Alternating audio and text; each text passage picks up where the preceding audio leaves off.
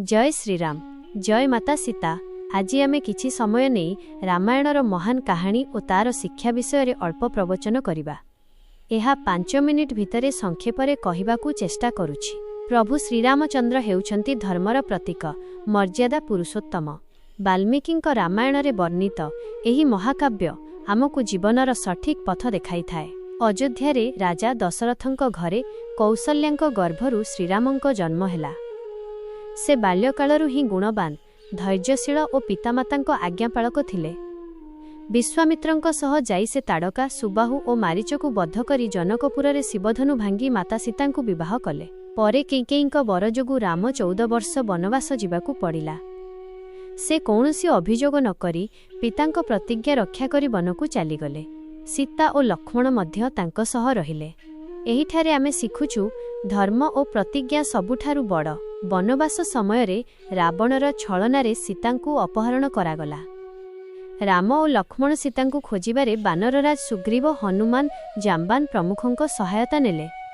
हनुमान समुद्र डेई लंका जाई सीतांकु देखि आश्वासना देई आसिले।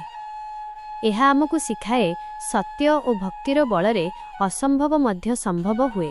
शेषरे राम रावण युद्ध हेला। रावणर समस्त पुत्र और सेनापति मरीगले। श्रीराम विजयी होई सीतांकु उद्धार कले। अग्नि परीक्षा परे सीतांक पवित्रता प्रमाणित हेला। 14 वर्ष परे अयोध्या फेरी राम राजा हेले। तांक शासन कालकु रामराज्य कुहा जाए, जेउठारे केही दुखी नथिले, समस्ते धर्म अनुसरण करुथिले।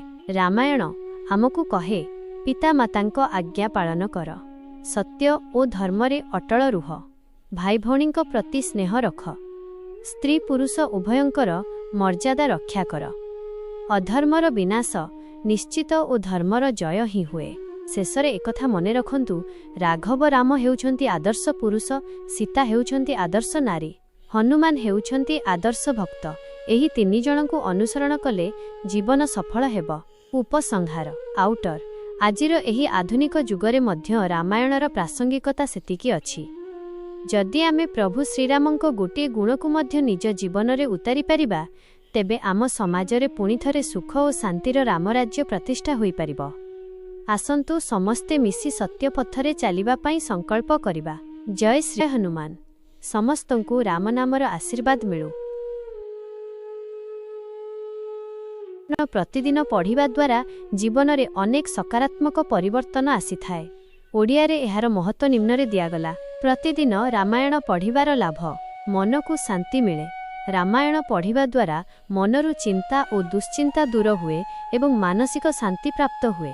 आध्यात्मिक ज्ञान वृद्धि एहा आमकु भगवानंक निकटतर कराए एवं जीवनर प्रकृत अर्थ बुझिबारे साहाय्य करे। संस्कार और आदर्श श्रीरामंक जीवनरु आमकु धैर्य, श्रृंखला एवं कर्तव्य पालन करिबार शिक्षा मिलिथाए। एहा परिवार रे सुख शांति बजाय रखिबारे साहाय्य करे।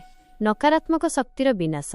विश्वास करा जाए जे जेउठी रामायण पाठ करा जाए सेठारु नकारात्मक शक्ति दूर होइथाए एवं सकारात्मक वातावरण सृष्टि हुए।